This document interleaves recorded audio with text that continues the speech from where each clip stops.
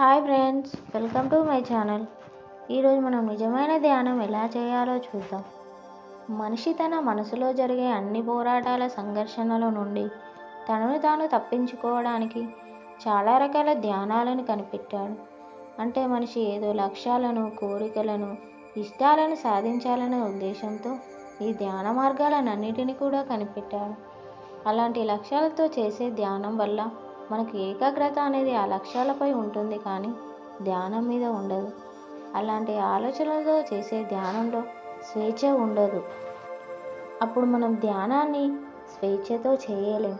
ఎందుకంటే అప్పుడు మనం ధ్యానం చేయడానికి ప్రయత్నిస్తాం, కానీ నిజమైన ధ్యానాన్ని చేయలేం. అలా మనం ధ్యానం చేయడం ప్రయత్నించడం అంటే నిజమైన ధ్యానాన్ని తిరస్కరించడం అవుతుంది. అలా మనం నిజమైన ధ్యానాన్ని చేయకుండా ధ్యానాన్ని చేయడానికి కేవలం ప్రయత్నించడం వల్ల మనం జీవితాంతం కూడా ధ్యానాన్ని చేయడానికి ప్రయత్నిస్తూనే ఉంటాం, కానీ జీవితంలో ఎప్పుడు నిజమైన ధ్యానాన్ని చేయలేము. మనం నిజమైన ధ్యానాన్ని చేయాలంటే మన ఏకాగ్రత ధ్యానం చేయడానికి ప్రయత్నించడం మీద కాదు, లేక ఏదో ఒక లక్ష్యం కోసం ధ్యానం చేయడం కాదు.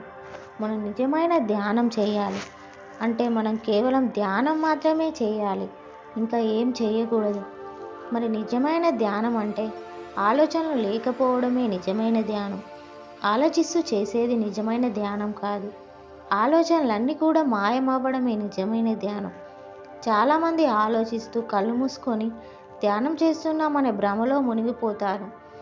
దాన్నే జీవితాంతం కూడా కొనసాగిస్తారు. అలా ఆలోచనలతో కూడిన ధ్యానాన్నే కొనసాగిస్తూ దాన్నే ధ్యానం అనుకుంటారు. కానీ ఎలాంటి ఆలోచన లేకుండా జరిగేదే నిజమైన ధ్యానం.